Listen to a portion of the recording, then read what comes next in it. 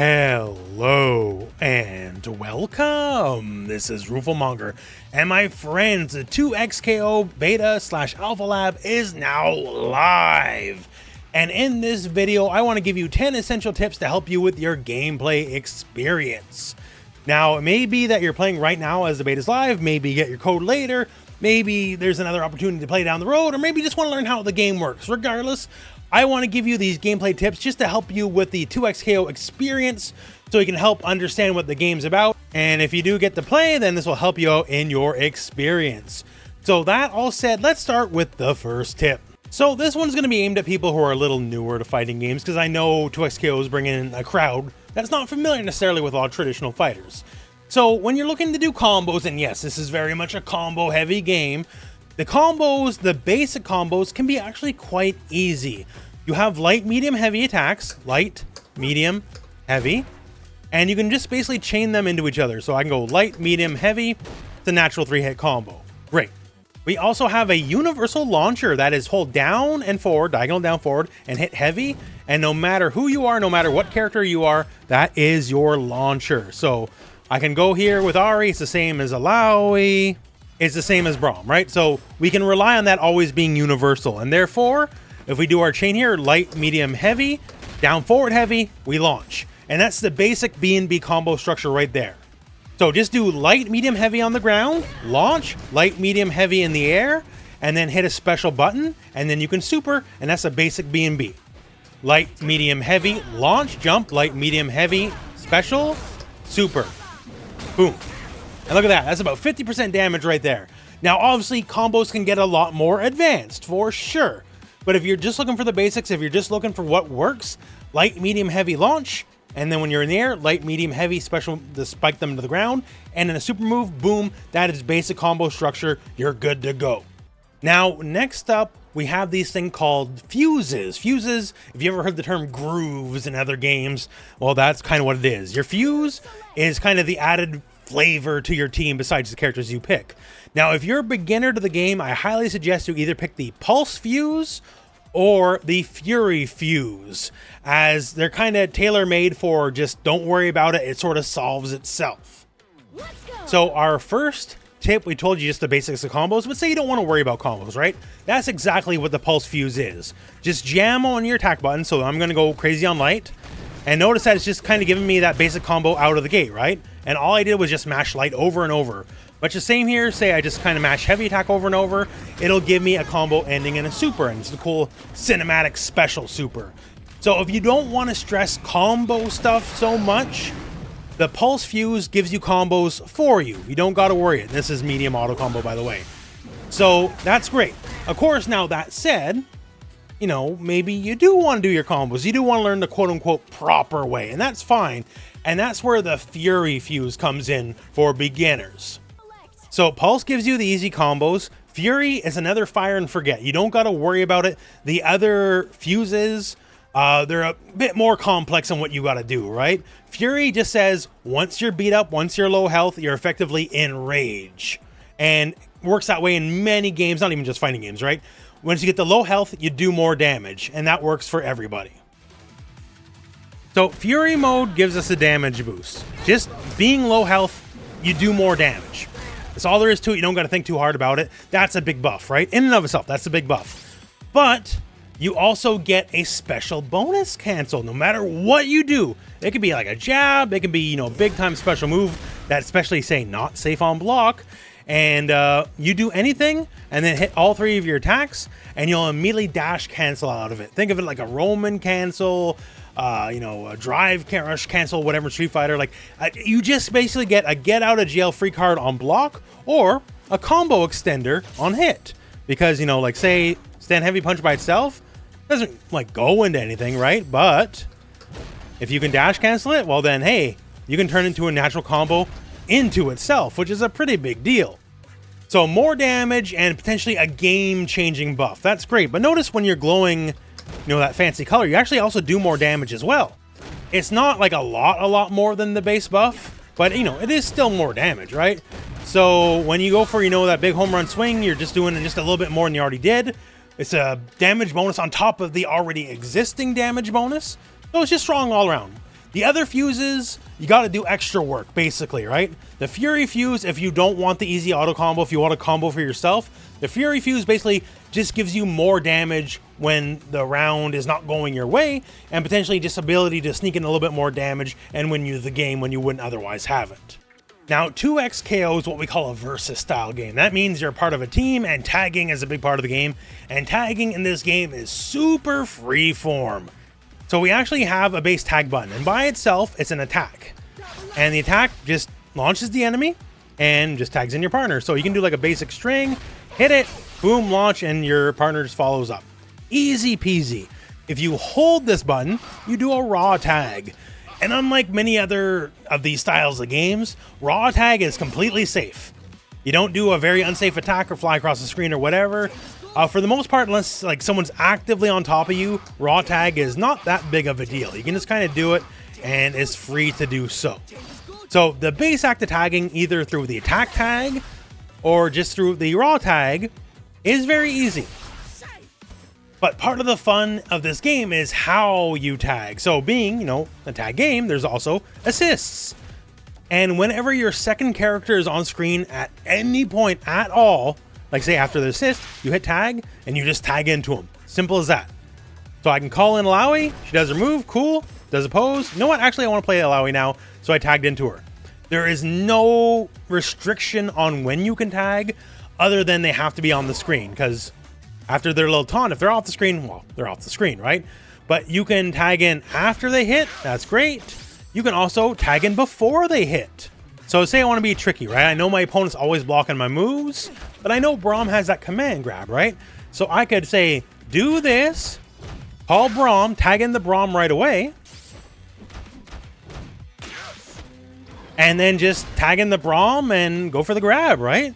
And unless you're asleep at the wheel, you got to pay attention. You can sneak in a lot of little fun things like that. Like say you want to get tricky with it. Echo is an excellent example here, as you can switch sides at will, right? So I can tap the enemy and then switch sides. But while I'm tapping the enemy and switching sides, I can call my assist. I can do that, call my assist, and then I can be my assist, right? I can just tag into him right away. So say the opponent will have to just kind of start blocking the other way right away again, right? If as soon as you see that tag, you have to block that appropriate character. Now you can get extra tricky. So say while I'm being tricky here, I let that assist rock. Braum will attack him, keep him block stun. And while this is happening, Echo has an overhead, has to be blocked standing. And here's where it gets really fun. Watch this. I can tag out while he's doing the overhead. And that overhead is still an overhead while I'm tagged out. Like the bot is set to crouch and block everything, right? So if the overhead comes, they'll stand block. And you see, after I'm tagged out, he has to stand block it still, right? And now that I'm tagged out to the other guy, I could say, go low. And if picking up what I'm putting down here.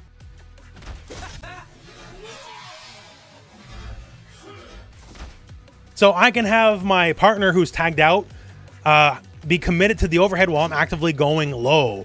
And there's a lot of permutations of a lot of characters where you can create all sorts of mix-ups with this, right? You can be very, very, very tricky. And now, just so you know, there is unblockable protection. If you hit overhead and low at the exact same time, they can block both. You got to stagger a little bit. But yeah, tagging in this game is super freeform. And due to the nature of it, that you can call in assist, tag whenever you want, whenever, any point they're on screen, allows for a lot of silly options in this game. Now, this one's a little quick and dirty, but it works a little bit different than however some other games might do it. So call the assist. Cool.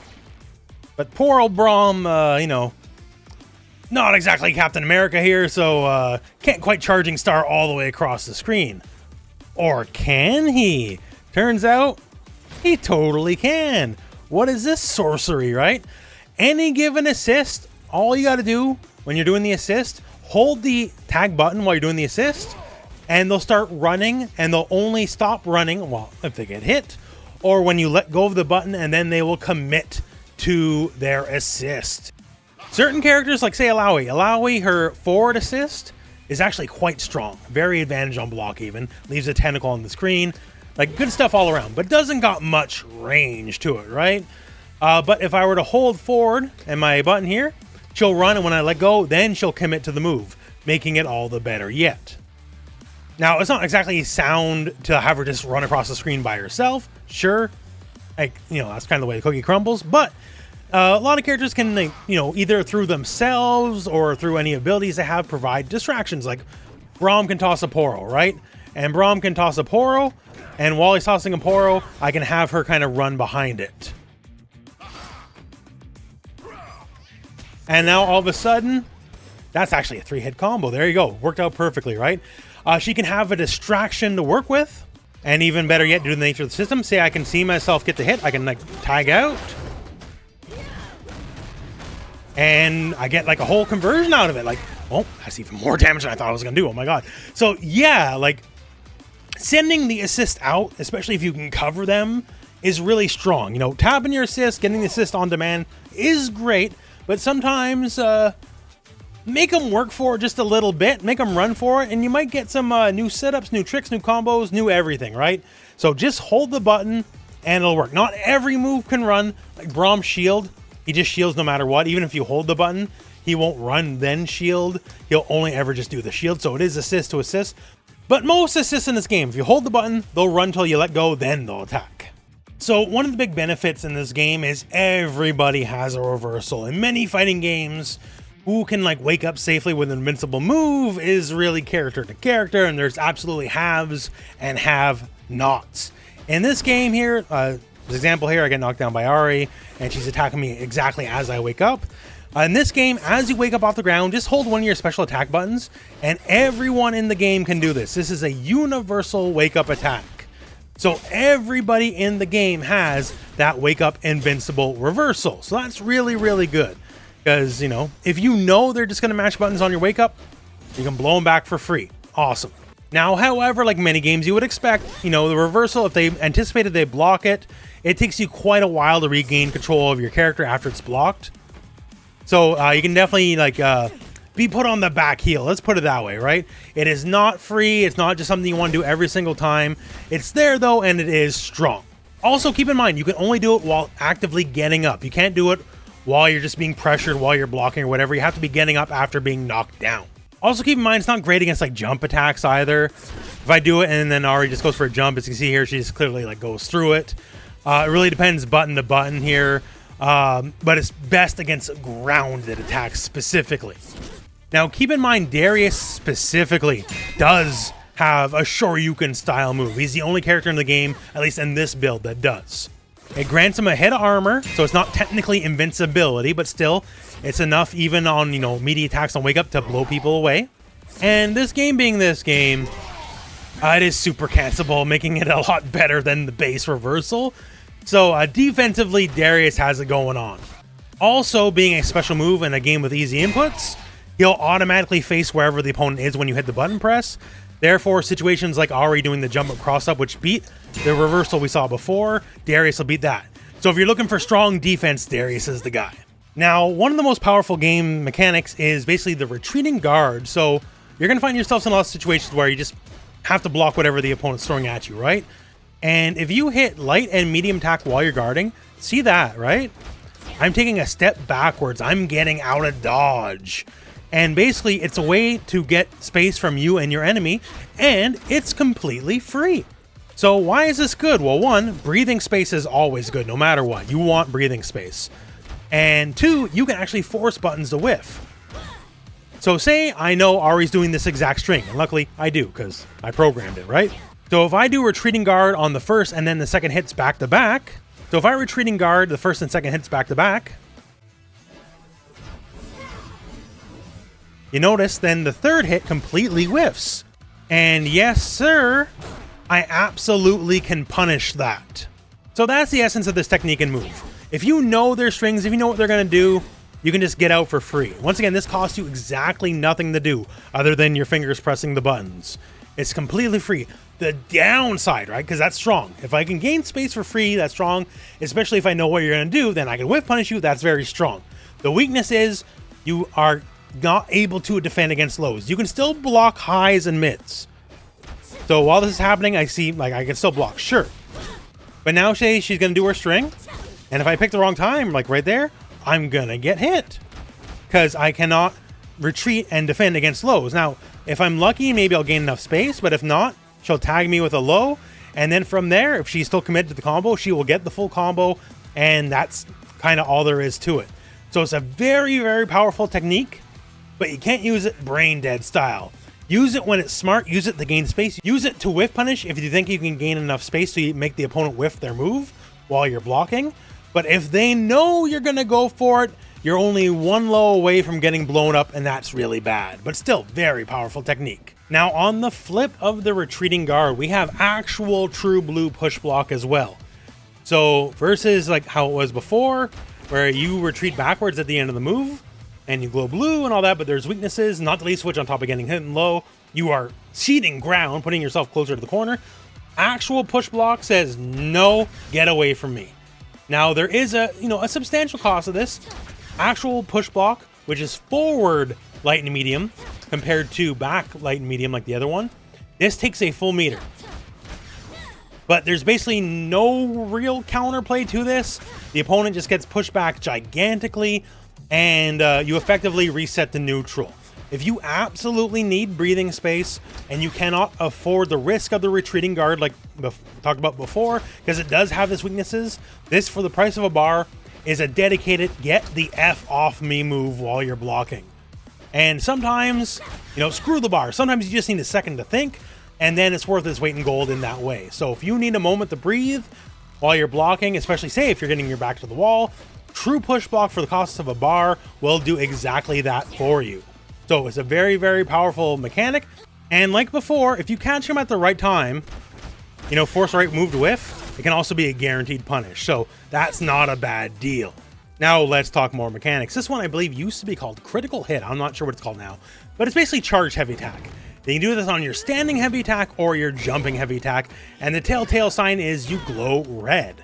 So it's strong for a few reasons. One, like a base heavy attack's whatever, charge heavy attack, obviously a bigger attack, right? As you would expect, sure. And does more damage, and you notice the hit effect's a little bit different. Base heavy, whatever. Charge heavy, you notice a bit of a spin. All charge heavy attacks on the ground, if you hit light and medium right after the fact, you can dash cancel them, which is a very big deal because you can also dash cancel these on block, which is a big, big deal. Because after they block this, you have the advantage. Notice how I jump first, and I jump first way before Ari's out of block zone, right? I have mega advantage. So a charge heavy is great in that, if the opponent's just being very passive, you can make them block this, then hit light and medium together to dash cancel after the fact, and then it is assuredly your turn.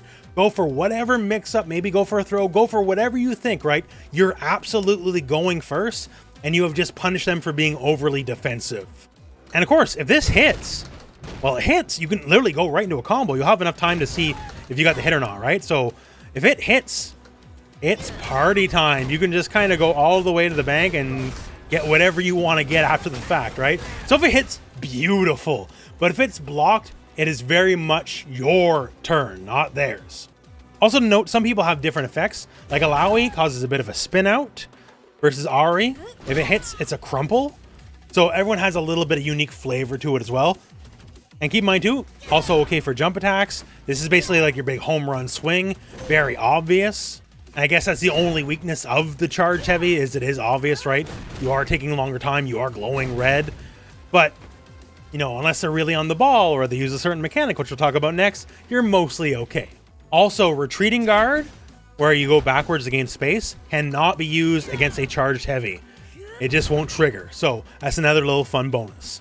Now, our next tip, let's talk the natural enemy of the charged heavy that we just talked about. And if I see you do it, well, I can stop you dead in your tracks, right? That is the magic of the parry. Yes, there is a parry in 2XKO. And on paper, anyways, it's about what you think it would be. I parry the move, I get the cool punish, go from there. Sure, right. So parrying is light and heavy together, or you can just bind it to a button. You can macro it. And when you parry, it actually costs a full meter to do. However, the gimmick is if you successfully parry, then that meter is refilled. So it's a full bar on whiff. But if you actually get it, then it's completely free. So it rewards accuracy. And there is high parry and low parry. So high parry is good, but it doesn't stop lows. Low parries, well, low parries stops lows. Kind of works the same way. So if you're up, say, against a jump attack, you definitely want the high parry. Against a mid, you can use a high parry as well. Although low parries will not work against mids. Even if your timing is correct, you have to use a high parry. If you don't use the high parry, you get bopped. And against lows, you use a low parry. Simple enough, right?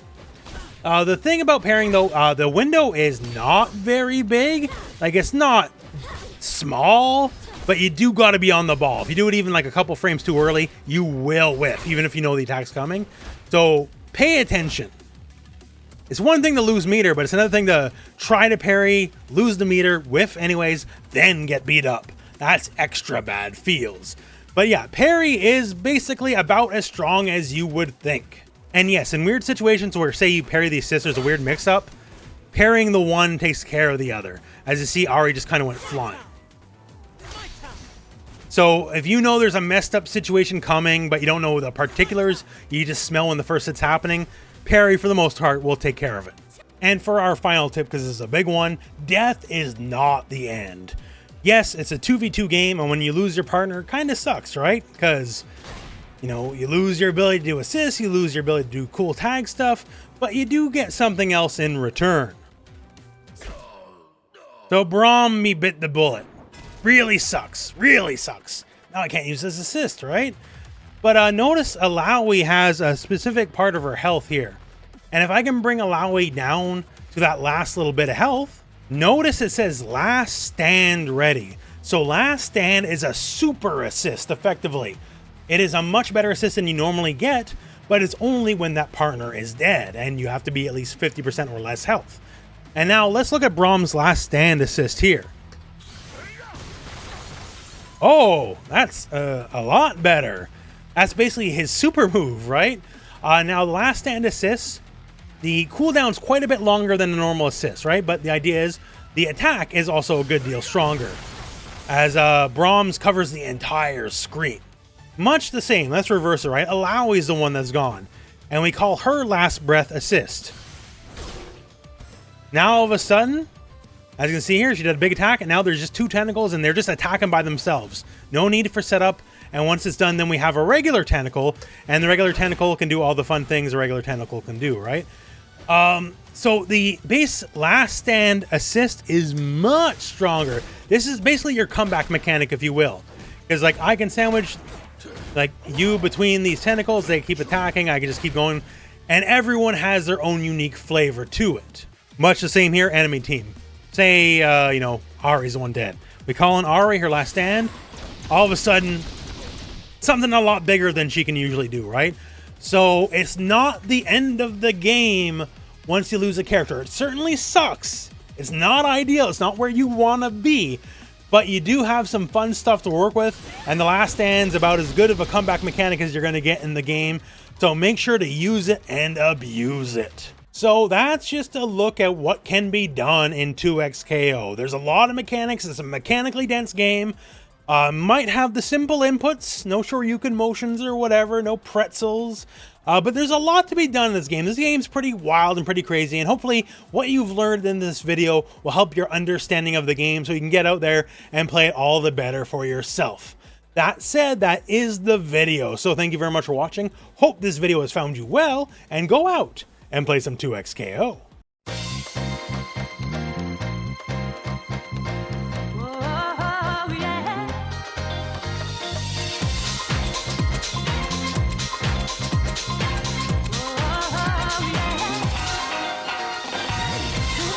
Love me.